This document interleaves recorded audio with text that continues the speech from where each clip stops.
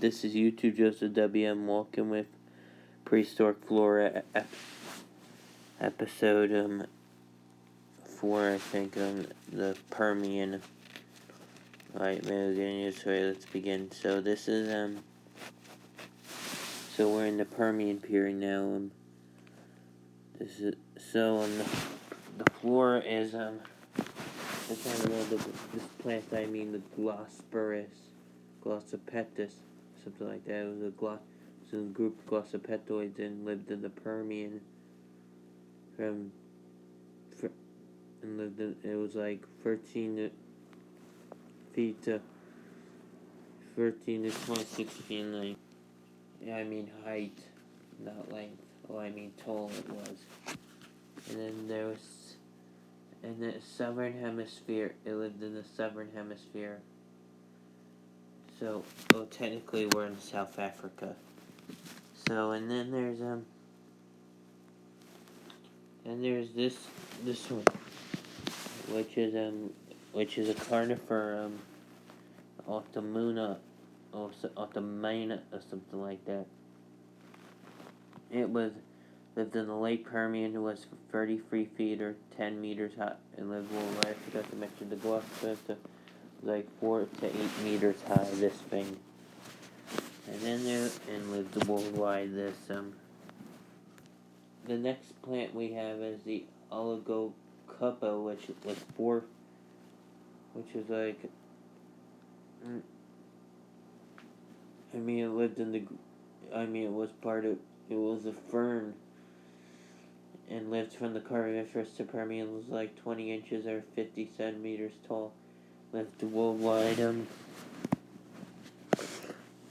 then also there's these three and then also plants. And then in the woodlands here there's animals. So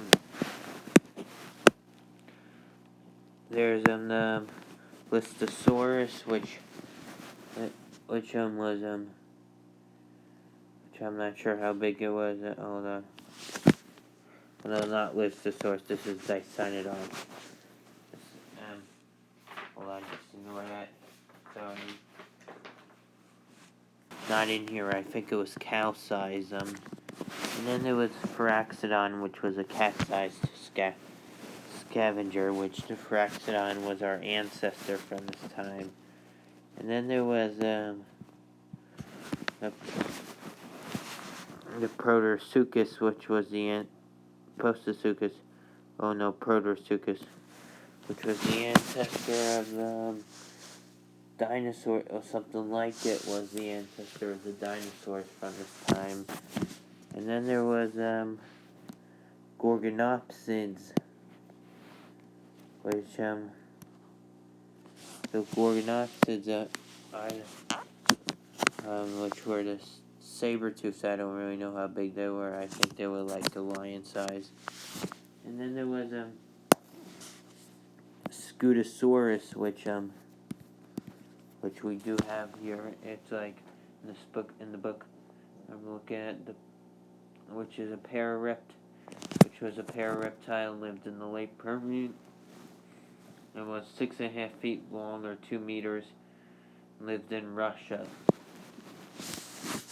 Here it is, the Scutosaurus. It's I imagine these were dangerous animals. Oh, of course they were. What do you think? And then there were all these animals were probably dangerous. So just annoying it, except for the Pharaxodon.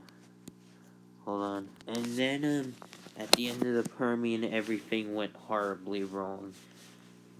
Volcanoes erupted in Siberia, spewing out gas, lava, molten rock, ash, and dust.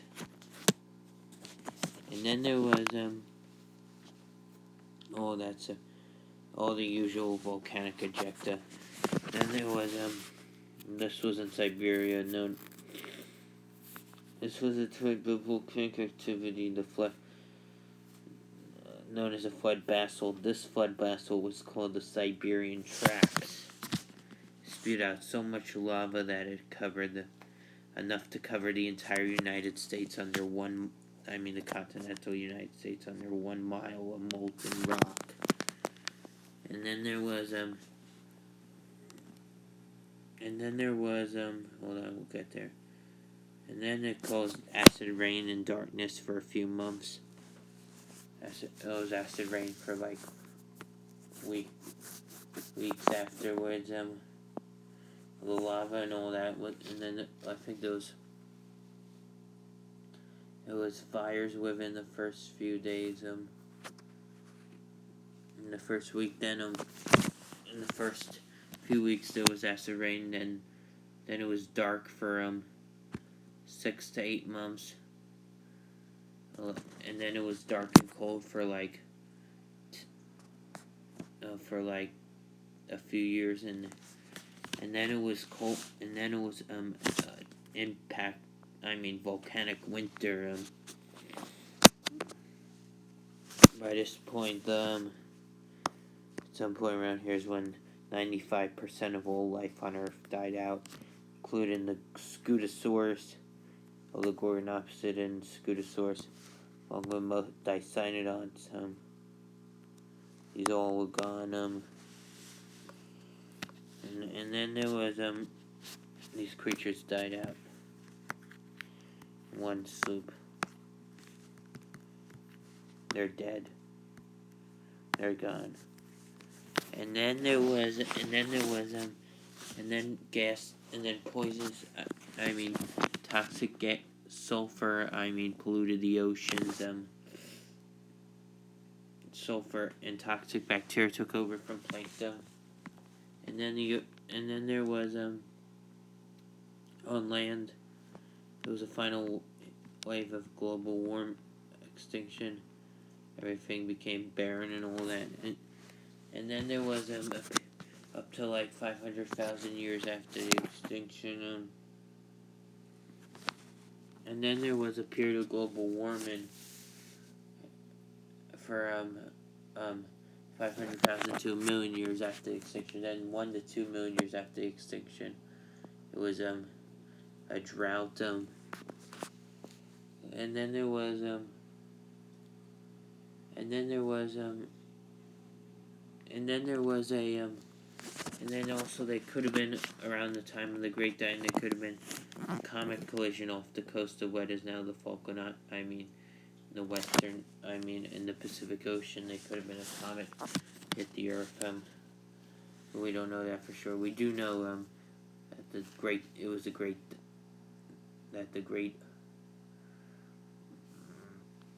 dying was caused by volcanoes, definitely in Siberia.